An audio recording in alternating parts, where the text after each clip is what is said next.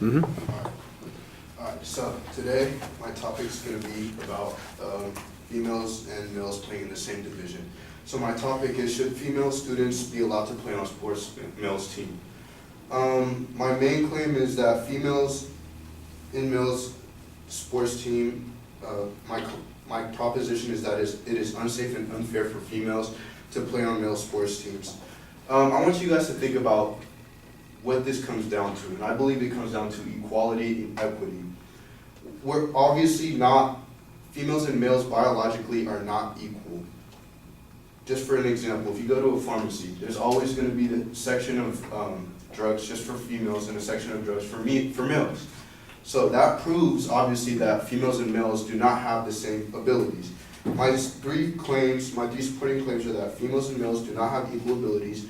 Females on a male sports team may contradict another male's faith or morals that are taught to him. And males and females do not share the same body structure. Alright, so my first claim.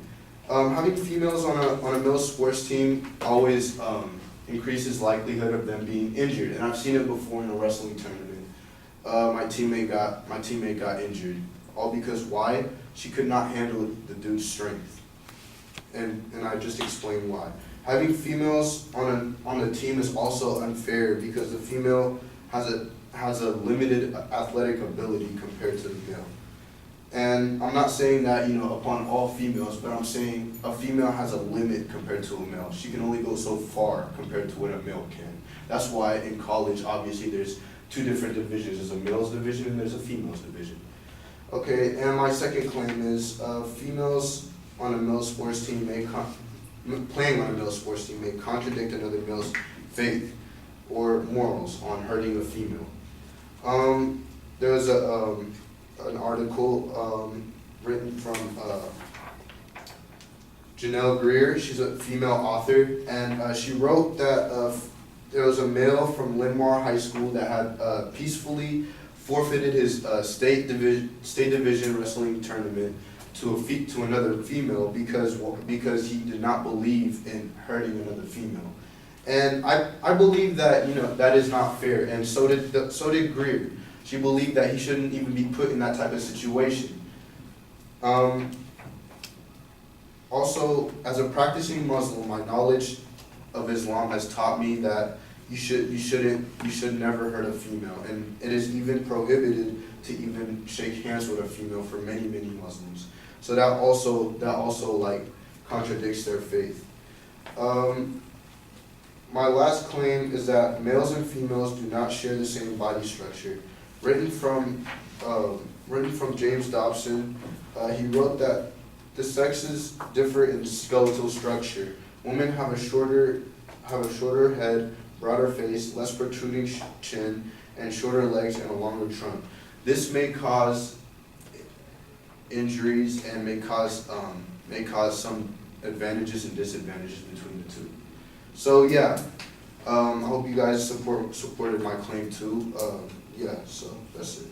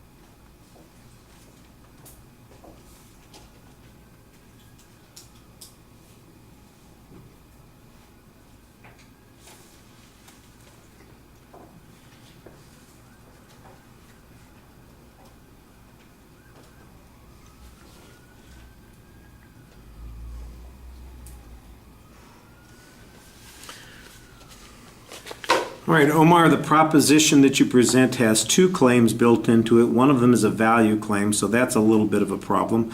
I thought you did a good job laying out the secondary claims for us in the preview so we know where you're headed. And you signpost those pretty effectively during the speech as well, so we know where you are at any given point. I think you need to develop this as a controversy a little bit. I'm not exactly sure why this is an argument. Where is it that women are competing with men on the same teams, especially teams where there might be the kinds of injuries that you were talking about, playing sports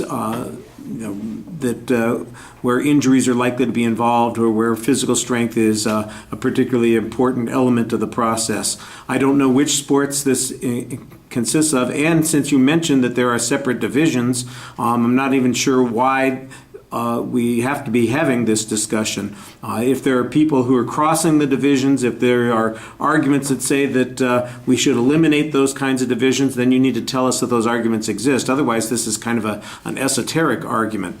Like I said, the signposting on the secondary claims is pretty clear, and you explain yourself for the most part. On the first point, the only proof that you have is the experience of a teammate who got injured routinely on the wrestling team that you have, and that might simply have been that you had a female on the team who wasn't very good. I don't know that she represents all females, and in fact, the other example that you cite that does have a source citation sounded like it was the state championship, which means that the guy who gave up the state championship rather than wrestle with the woman who was there for it, well, she must have gone through a number of other people to get to that particular level, which would suggest that kind of undermines the point that you were making on the first point. So that's a little unclear how that's going to develop, and I think you need better evidence on these arguments.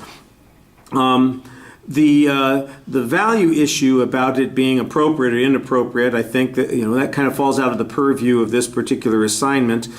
So I think I'm going to mostly ignore that argument, and I'm going to look instead about the physical issue which you talk about. The one place that you had some evidence on the physical issue is on that third point where you're talking about skeletal structure. You had a source citation on that and a little bit of an explanation that went with that. Speech is a bit brief. I think that you need some stronger evidence. You need to explain why there's more controversy on this issue, and you want to keep the value claims out of it for the purpose of this particular assignment. All right, thank you.